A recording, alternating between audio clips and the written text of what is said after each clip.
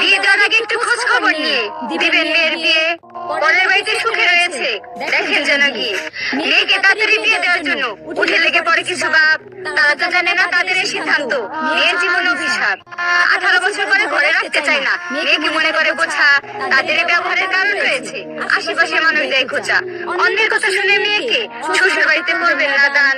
গরিব ঘরে দিয়ে দেন তবু যেন মেয়ে পায় একটু সম্মান। তাই দোকানে বসলে বাবাকে শুনতে হয়, তোমার মেয়ে দেখি ভিডিও করে। এসব কাজ বাদ দিয়ে মেয়েকে বিয়ে দাও, দেখে শুনে ভালো ঘরে। আমার বাবা উত্তরে বলে, মেয়ে তো বিয়ে দিবই, চিন্তা কেন তোমার? আমার মেয়ে আমার ঘরে বোঝা না, যত কষ্টে থাকুক আমার পরিবার।